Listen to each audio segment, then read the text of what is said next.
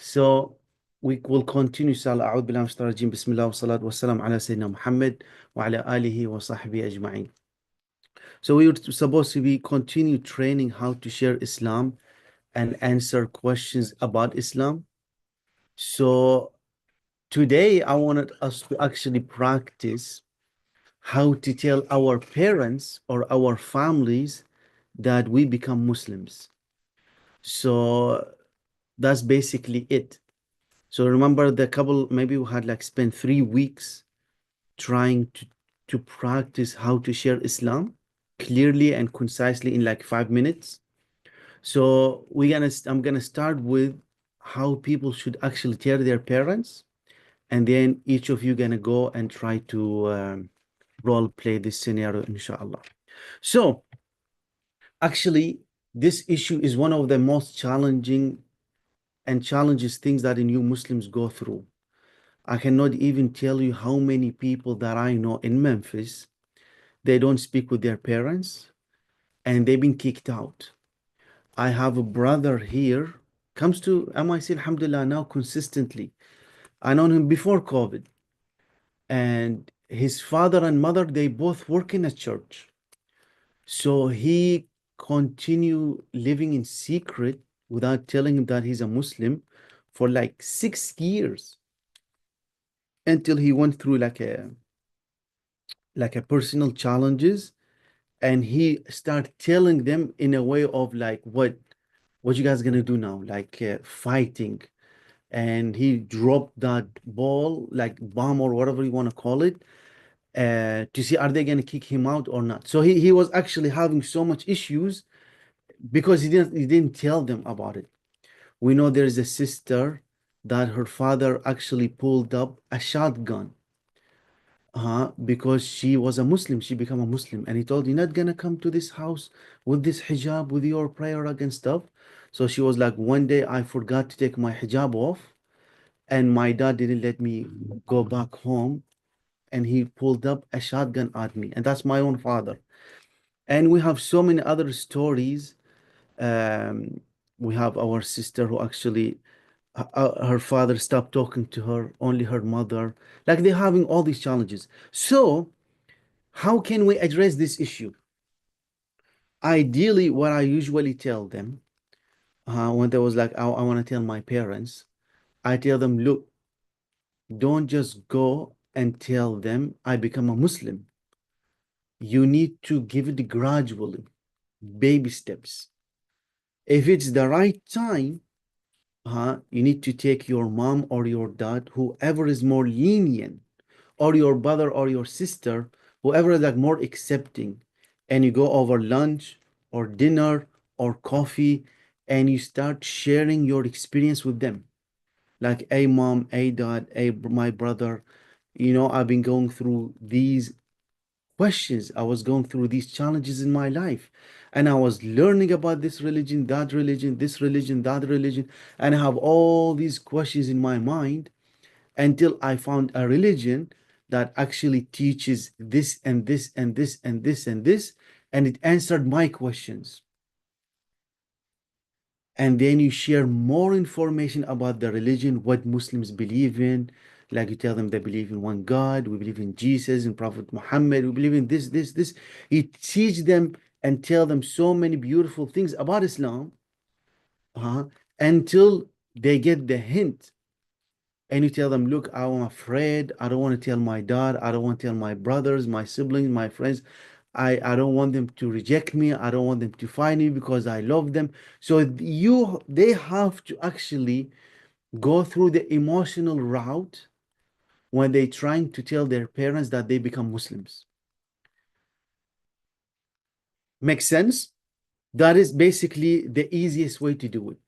If their parents are not accepting whatsoever, then it has to maybe go through stages, maybe months, maybe years.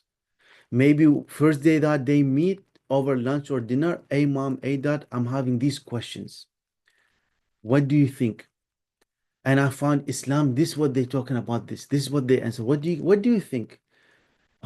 So, and then after a while you meet and you talk about the same topic. You're giving them the hint, the idea that you are flirting and you are thinking and you are learning and researching about different religions. Makes sense? Until you feel they comfortable, and then you tell them without knowing that it's not going to backfire. So that's basically what I usually tell the new Muslims, how they need to tell their parents. Why is this a challenge? Why people having that negative reaction when other people becoming Muslims? Of course, there are so many different reasons, superficial reasons. Basically, Islamophobia, they don't understand the religion, the media, war, all that nonsense that people know about Islam. That's one of the reasons. A deeper reason is because they don't know what Islam actually is. So it becomes a culture thing. African Americans who lives in America, black people and African Americans and so on and on, they actually, Islam becomes part of their culture because they know Malcolm X, they know Muhammad Ali, they know DJ Khaled, they know like other influencers or so like actors and rappers and so on and on, that they were Muslims and the Nation of Islam is part of their history.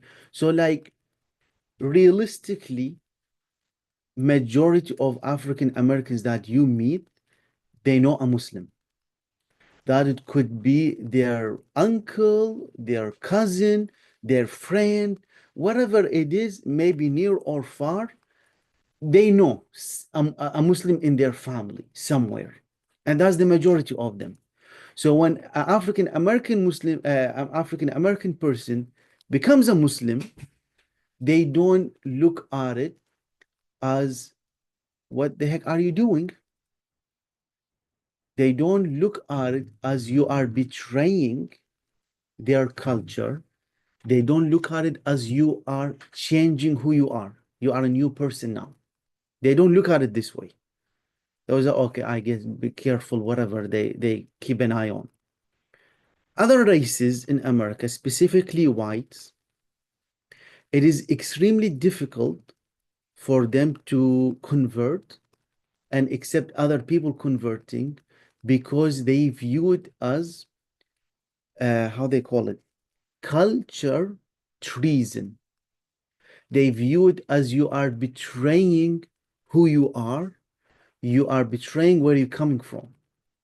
And that might come from because they have a privileged lifestyle or whatever reason, how they think. Basically, they look at when a person becomes a Muslim, they are no longer the person that they are. So if their daughter or their son become a Muslim, they was like, who are you? I don't know you anymore. They're gonna start dressing different. They're gonna change their name. They're gonna change how they look, and they're gonna change how they eat, and they're gonna change how they behave. So they look at it like you becoming a Muslim, that you are betraying us. You are betraying who you are and where you're coming from. Why? Because Islam is not part of their culture. You get the idea? So this understanding this tension, understanding where different people coming from and their culture will help you understand how you interact with the new Muslims and how can you advise them how to tell their parents. Make sense? And one of the common thing that we actually tell new Muslims that basically don't tell them yet. It was like you practice, you become a Muslim, and gradually, once you feel comfortable enough to tell them. That's a way, and that's what people usually say, people usually do. But you can, how can I say it nicely? You can see basically this coming across that you are pushing them away. You are not addressing their issue, their concern. You just tell them, oh, wait it out. Everything gonna work out on its own. No, brother, give them advice, give them a plan, give them steps, give them a solution. And why is this? Why do Muslims usually do this? Because we are not invested in their lives. We are not invested in what they're going through. We are not invested in their challenges and their personal things that they're going through. Uh-huh. Because it is our own fault, it is the shortcomings of the Muslims community that we don't have solutions. We don't have alternatives. Like a simple example, if a person comes to you and say, hey, I work in a bank and I found out it is forbidden for me to work in a bank. What should I do? If you read the books, if you read the papers, articles online, they're going to tell you, go ahead and quit. It is forbidden. Your money is haram. Your clothing is haram. Your paycheck is haram. Everything you purchase and you buy with your prohibited wealth becomes haram. And they say, how Allah gonna accept your salah? How Allah gonna accept your dua? And they gonna bring the entire world crashing down on this individual because he works in a bank. Okay, that's online because they are not connected with the reality. You are not going to a masjid, you're not going to a person and asking what to do. That human relationship, human connection. If you tell the brother, okay, brother, you need to go ahead and quit and start looking for a job. And the brother, okay, brother, okay, interest is forbidden, interest is haram, this. I don't want to go to hellfire. And he put his 2 week notice and he quit and he sits home for 2, 3, 4, 5, 6 weeks. And he's late on rent. Who gonna pay for his rent? He gonna call the brother, was like, hey brother, I lost my job. I'm having hard time finding a job. There was a, oh brother, I'm sorry, there's nothing I can do to help you. If you cannot help me, why did you interfere with my life? You get the idea? So because we don't have resources, we should like, okay, brother, quit and I'll get you a job tomorrow, or I'll get you a job next week.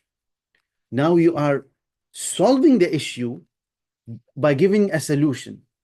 You are not solving an issue by introducing a problem. I hope you guys get the idea. And this applies to marriage as well. When they come, there was, I want to get married. There was like, oh, can I marry a non-Muslim? Can I marry my girlfriend? Can I marry this and this and this and this? And they look online and they say haram, haram, haram, haram, haram. And you come and you say, yeah, brother, the scholars, they said it is better to marry a Muslim woman and this and this and this. And they're going to break up. And they're not gonna marry a non-Muslim woman that they might know, and they're gonna come to you as like, okay, brother, help me find a wife. It was, oh brother, I'm sorry, I don't know anybody. Then why did you interfere in their life if you didn't provide a solution? I hope now this idea is clear that you cannot weaponize their religion, to tell them to do what you want them to do. Because you want them to break up, you want them to tell their family, you want them to do this. So you're bringing all these Quranic and Hadith evidences as a bullets to your weapon, and you shoot, and then there was okay, I give up. Somebody else gonna come and they was like, no, actually do this, and they have their weapons, Quranic and verses and stuff, and until the person, okay, I will do this. I hope you guys get the idea.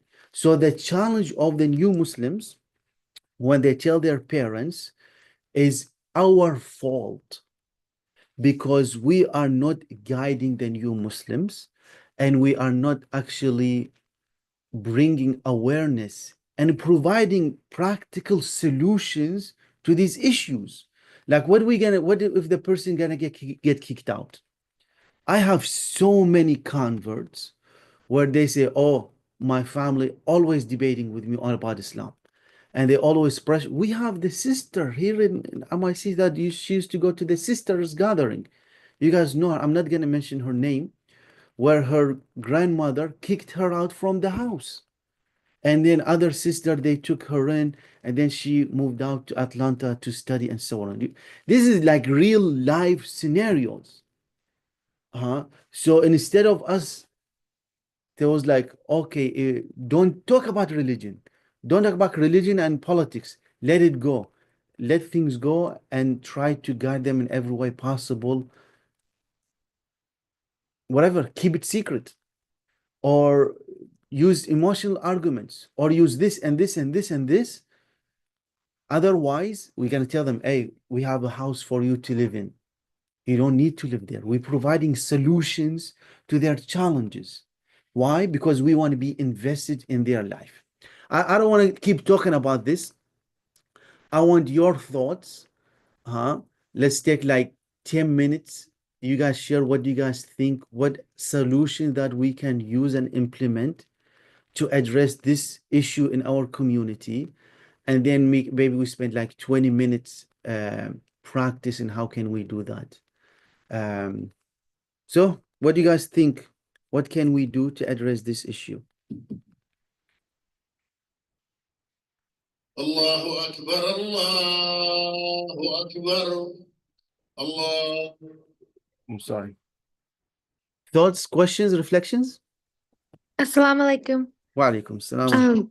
I was actually reflecting on this like recently with like the holidays and everything coming up, and how people who are not Muslim, especially as adults, have a whole entire lifetime built up of like hobbies and activities and traditions and things that have brought them joy. And so when we start to like take away those things because they're not Islamic and we say like you can't do this, you can't do that, it actually like takes away their joy too. And if you take away somebody's joy, it makes it really hard to practice their religion because you don't have joy anymore because you're losing the things that like made you who you are essentially. And so one thing that my husband and I have done that I think has been like a really good solution for us is, for example, like with Halloween coming up, or like Halloween has just passed, but with Christmas coming up and things like that, we celebrate the seasons. So like whenever it's fall, we'll do something as a family to celebrate fall, or we'll do something as a family to celebrate winter. But it's never like on the holiday itself. It's always like centered around that holiday. And then like when I started eating halal, we we looked up all of these like alternatives for things that I had been eating my whole entire life and ways that we could make them in our home as halal. We found like alternatives for lunch meat, alternatives for things that I would even buy like frozen, and some of them were have been like vegetable alternatives. And so instead of buying like frozen meat or something like that, we'll buy like the vegetable version of that, whatever that may be. And so I think anytime like something has come up for me that I've been like, oh, I did this growing up and I can't do it anymore, we've been able to find some alternative. And so I think for us to like be able to brainstorm as many alternatives as possible and have this like list of things in our head that we can give people as alternatives when we meet them and they say, can I do this or can I do this? It's nice to just have like an ongoing list of things that we can use as alternatives for them. And that way, like we always have something which they can do to supplement the thing that they have to give up, if that makes sense. 100% makes sense. So how this is the like we need to provide alternatives. Something that's the point, like the sky's the limit, that there is really nothing stopping us from doing all this except dedication and manpower. So you yourself, you can come up with the piece of paper, and do a project, alternative halal means for converts, or alternative entertainment for Muslims. Do that, please. Some of you do that. Make a piece of paper, 2, 3, maybe 10 pieces of paper, and we can make it as a flyer. We can make series on them. We can do an event or whatever makes sense. Very beautiful idea. Do you think you will be able to do that, sister?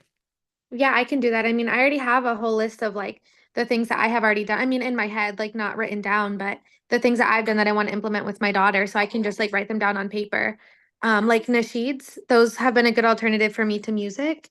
And same with like listening to the Surahs podcasts have been a really good alternative for me to listening to music. So I think there are so many things that like I've had to do in my life to like maintain my joy that I could put down on paper. What's your And name? also I'm sorry. communal things. Sorry, what was that? What's your name? Because I only see iPhone. Oh, Morgan. Sorry, I don't Okay, know. okay. Maybe my No name's not problem. on here. Well, sister, you will do us a huge favor for all Yeah. the new Muslims too. Work on that. Come like open like a word sheet or whatever. And you can write like a short article of halal means for new Mhm. Muslims and Muslims. Inshallah, So I we can do can that. put it in the resource page for the new converts. Okay, Beautiful. sounds good. Anybody else have thoughts, reflections, suggestions, ideas about today's topic? About how can new Muslims tell their parents that they're Muslim? Assalamu alaikum. Wa alaikum assalam wa rahmatullah. I don't have bad experience because when I become Muslim, alhamdulillah, my family, my mom, they're Catholic, but no very, very strong. Like, I don't know how to explain. Like many people Catholic, for example, I have one aunt, she's very Catholic. Yes, She like they're not ve- strict, they're is open-minded, yes. Yeah, my mom, she go to the church, she no do bad things, something like this, but no very strong, like no accepting, changing the religion or I'm doing this. So alhamdulillah, I don't have problem with my family with this. Only way this end, she always question me, and I always listen to her and I respect her opinion. But also I try to tell her what is the Islam, and I told her with the respect too, 100. But I have many friends, new Muslim here in Memphis. I hear very, very bad situation and sad problem with the family. Mhm. Yeah. May Allah guide all of us and help us to help them. You are lucky, alhamdulillah, Shukr, that you have an open-minded family, and that's Yeah. one of the keys for them to be accepting and open-minded. She always, when I send it to the photo and aid in the group for the family, she always tell me, "You know hot with these clothes?" It's And what do you say? she always say, "You have like a blanket. How you know hot? It's hot. It's sometimes when it's in May, June." I say, "No, this clothes thing is not too hot, so I'm okay." But she just come like something comment. She need to say something, Yeah. But it is completely normal to say that you are hot. You see what I mean? You don't need to say no, it is cold or whatever. It's completely normal. We can say, yeah, I'm hot. I'm sweating. It's normal. Be comfortable in who you are, inshallah. It is so funny that the more you cover, the more you will be able to preserve the cool, and you actually gonna stay cold, and you don't let the coldness escape from your body. It's very weird. That's even in the desert, that they actually have layers of clothes to protect them from the heat of the sun. So works both ways, to keep you cold or keep you hot. Yeah. Anybody else have any thoughts? Yes, brother. Yes. This is Cecilia. So I think when I was interested in Islam, and although I didn't visibly I didn't come into Islam till I got married to another convert, and my family knew who he was, and they had the idea. He became Muslim before I did. My husband became Muslim before I did. So they already knew that he was Muslim. So they had an idea, if they end up getting married, that she is probably going to become Muslim too. But I slowly changed my habits before I even said Shahada, because I was interested in Islam and it made sense with some of the practices. And one of the top things is not eating pork, because in my family's culture, pork was in everything. And I had started having a change in my diet, and they would ask me why, and I said, well, pork isn't a very healthy food to eat, and in the Old Testament they didn't eat it either. So I'm trying to practice what the Old Testament had told us already, so I also had one of family members on my husband's side afterwards when they were telling us, well, God didn't make anything unclean. And I would say, well, did Jesus eat pork? And he goes, no. And I go, well, there you go. So I kind of would incorporate it into the discussion with non-Muslims, especially since we're in a Christian society, because I was not Muslim before and I was raised a Catholic too, and also visited other churches and read scriptures from Protestant, the Bible that the Protestants usually would read too. So kind of used what I knew to kind of incorporate what I knew about Islam, and did it slowly. It didn't happen overnight. I slowly, surely just told them this, told them that. I was learning about Islam before I became Muslim, before I was married. And then by the time I did get married and I did declare that I was Muslim, they were already saying, well, she's already changed some of these habits. It's not much difference. Yeah. And it was kind of like an easier way of transitioning. And they were grumpy. I had coworkers at my non-Muslim, workplace, because I did work in non-Muslim workplace and community and with government. And they would say, it's not going to hurt you. You can have this. You can eat that. You don't have to dress like this. I would I do it because that's what I believe in. To you, your religion, to me, mine. But as long as I am a good person, try to do good things, you can't say I'm being a bad person. So, always had to represent the best of the religion rather than argue and make it a huge conflict. And it had to be done slowly. It was not an overnight thing. Yeah, well, So, this is very, very good idea to focus on similarities. yes. So a convert man actually use the Bible to justify what they're doing, Mhm. and show them that Islam is actually not that different from the Old Testament and the New Testament. Yeah. That's a good approach as well. Yes. And And with the clothing, and the clothing too, with those sisters wearing hijab or wearing abayas and say, aren't you hot? Aren't you hot? And there's the one sister that said, the hellfire's hotter. Mm. Yeah, it's hot, but the hellfire's hotter. Yeah. And if you have a parent, and especially if you're mom, and they say, why do you dress like that? I said, I'm trying to be modest and protect my femininity. Do you want your daughter to be showing out and showing everybody what they have, or you want a man to be attracted to you for their mind instead of their body? Mm-hmm. So yeah. 100%. Yeah. 100%. Or you can tell them, hey, this is how the nuns dress. Yes, Need to yes. be like the nuns. Mary, mother of Jesus, you didn't see her wearing shorts and a tank top. 100%. She was modest. 100%. Alhamdulillah. Anybody else have any thoughts? I think there was a couple other thoughts that I had too. Yeah. One thing that I've done with my family, it doesn't work for everybody, because we're all in different situations, but especially with close family, I think to integrate them into our lives as much as possible is really important. So I make it an effort to have people to the house when my family comes to visit. Or my grandma came to visit, I took her to the mosque for the Eid program.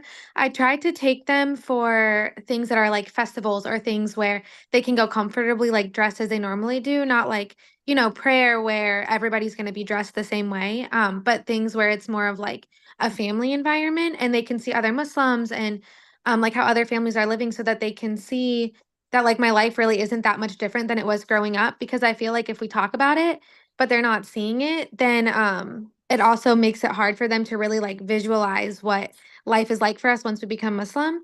But when my family has been able to meet my friends and see our mosque and things like that, they've been a lot more comfortable with the idea of me being Muslim because they see how happy we are and they see how the families are just not that much different than the way that we grew up, that there's lots of American families, lots of born Americans, lots of converts, lots of people from other cultures. And so that has been one thing that really helped. And I think similarly, when we meet a new Muslim, it's important to Amina, stop.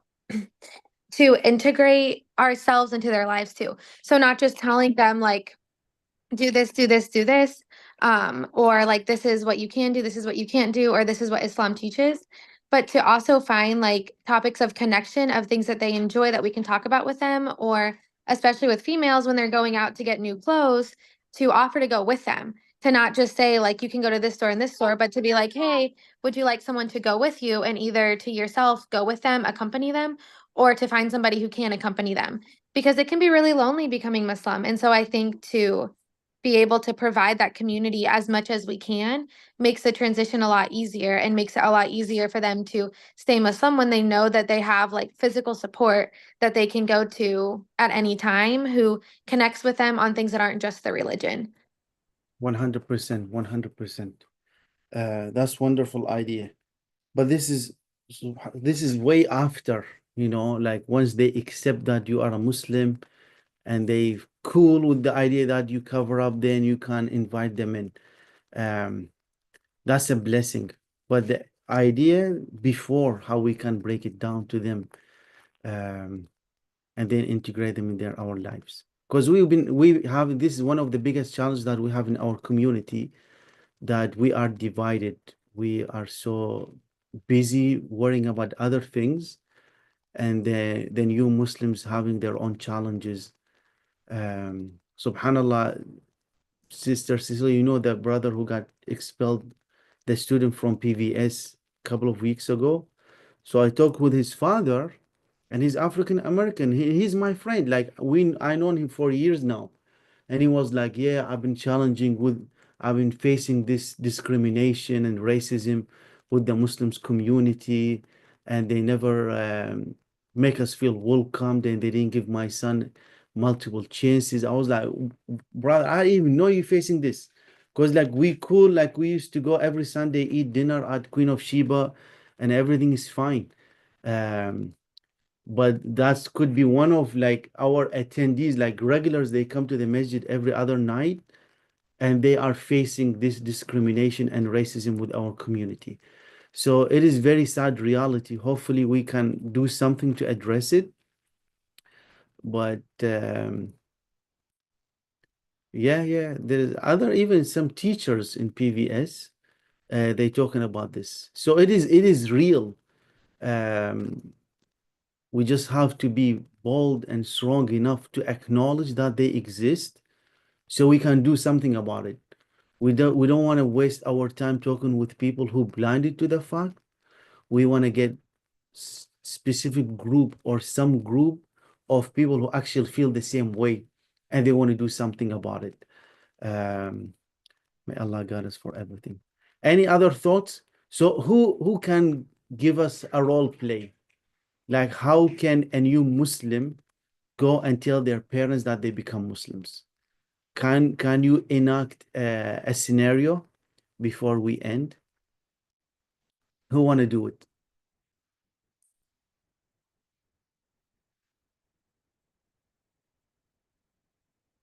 Sister Cecilia. This Cecilia. Yes. So what will you do if you just become a Muslim and you are a young, let's say you are 16 or 17 years old. You're not in your 80s or 90s, 20s that you can move out. Mm-hmm. What do you think, how the conversation need to go? Well, I know how it could go, what could happen. I'm just thinking about the ones who have been through it at that young of an age. And if I was thinking about when I was not Muslim, and if I had a child and they said that they accepted a religion that I wasn't familiar with. But I have to be open and say, okay, how do you know that this is right for you? So I think that person, that youth, that young Muslim would probably benefit by having certain scriptures that align with what their parents already would agree to, not to debate, but also just to share the commonalities. And I think that it depends on the parents and their upbringing, because again, Rosara and I have come from parents who were raised as a strong religious background, but not really that strict. So if I was a teenager and I accepted Islam and I had to talk to my parents, it depended on how much they were involved with the church. And if they were, I would have to see about what things I can bring up to say, Mom, Dad, I've seen so many similarities with the religion that I grew up in and that you've grown up in. And these are the similarities that this looks like more of what I believe I relate to. And I know that there'll probably be a big debate and maybe the discussion of, why it was true for that youth, because it's more like a clarification of questions that they've had. And I would share, if I was the youth, I would share the questions that I've had. And I would expect that the parents will probably try to answer them for their child. But then as a teenager, again, you have to try and justify according to what knowledge you have and the research that you've done on the religion. And it's going to be more of like a debate, Yeah, but it's just a belief system. Yeah. ideally the conversation need, like, I'm trying to envision the perfect conversation that's going to take place where everything gonna works out. So I will wish that the conversation will go as like the kid 16 or 17 years old sits with their parents at the right time. So they're Mhm. gonna go and talk to them at a random time. There was like, hey mom, hey dad, I want to talk to you about something important. So they both are calm and collected and everything is fine. Maybe after over dinner or over lunch or coffee, something where things are being discussed normally and freely. And they're gonna tell them that I'm going through phases in my life. And I have these questions in my life. And I've been learning and researching about different religions. And Islam sounds reasonable and logical to me to try it out, to practice it. And I like to believe in it because I learned that Muslims, they believe in this and this and this and this and this. So best, like, it has to be pre-planned. A person should not go and tell their parents randomly from nowhere. Mhm. And everybody afraid of permanent decisions. That's why getting married is extremely difficult. But as a Muslims, believing we have the freedom of religion. So they can explain to their parent at the right time, right place, that they're actually interested in believing in this and this and this. So regardless, and they can say, I don't want you to tell me what you think now. I want you to think about it and tell me what you think tomorrow or after a week or whatever. So the person need to like take some kind of control of the conversation, and try to seek the protection and the guidance of their parent. Because as you remember, Sister Shazia, she's not here. We actually had a 12-year-old called the masjid saying that she wanna become a Muslim. And I was like, I can't be talking to 12-year-old. I don't know if they like truthful or they trying to get me in trouble or whatever. So we met the 12-year-old girl, talked to another woman who has 12-year-old girls. And that daughter, she's taking her conversion about Islam to incite drama in her life with her parents. So we are being dragged into this mess. So we try to make sure that these converts, they don't rebel against their parents. Why? Because we don't have alternative. You get the idea? So we're trying to, they need to do it in such a way that they're not gonna compromise their relationship with their parents. Because we're not gonna have alternative for, we're not gonna bring them another parents to take care of them. So that's the ideal way for a teenager, how they do it.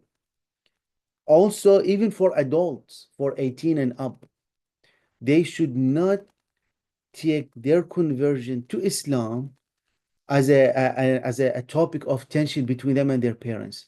Those are, I'm gonna listen to you, I'm gonna do this, I'm gonna do whatever I want, this is what I believe, and they're gonna keep going back and forth debating.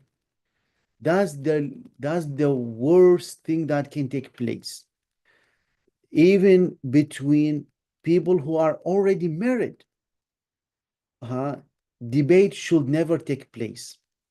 If things the spouse or the parent that they love bashing Islam and Muslims and so on, and they don't want them to become Muslims, let them agree to disagree, and let them agree we're not going to be talking about religion.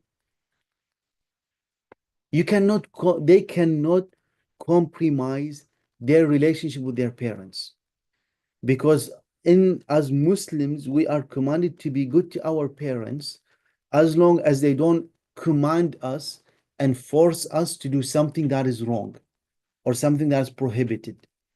So our conversion should not be a reason for us to abandon our parents. That's the worst thing that can take place, is they actually start debating about religion and Islam and so on and on.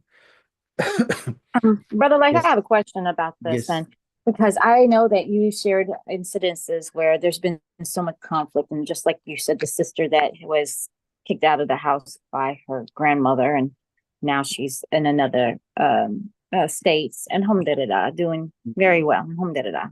May continue to guide her. But do you think that the way that maybe the converts that had conflicts with their family members, I mean, did they even try to sit down and talk with them first, or did it come in a way that it was just a big debate or a big argument or something that just came out of a spur of a moment, where these huge conflicts ended up occurring, where, like you said, several situations where they just were almost disowned by their parents because of what happened? Was it like coming out of the blue, like out of conflict? Did they even try to sit down and talk with them first? I mean, that's why I was wondering, why did it get so bad all of a sudden? Yeah, so I believe there are so many reasons, but me personally, I don't want to point fingers. I want to point it at myself. I want to say it is actually our fault. We did not provide them enough guidance. We did not educate them. We were not involved in their life. Because if we were, we will had actually advised them, or we provided family counseling and therapy sessions, like family group session with the doctor. So we can provide alternative solutions. Makes sense? But that's how I like to point the finger out myself. There's so many things that we can say that, of course, they have the biggest part of the blame, because they didn't act in a rational and logical way. They overreacted. They're not even knowledgeable about the religion to explain it in a concise and a nice and clean way. So maybe they didn't know how to debate. Maybe they didn't know how to explain or answer the questions about Islam, which is all reasonable. And okay, of course they don't know. They just become Muslims. But what are we doing to, you get the idea? That's where I'm coming from that perspective. Makes sense. Yeah. I don't know. It is that, like, it is part of our religion that we're not gonna believe until we love one another, and Yes. until we care for one another. That idea of we keep thinking of them, they, the other,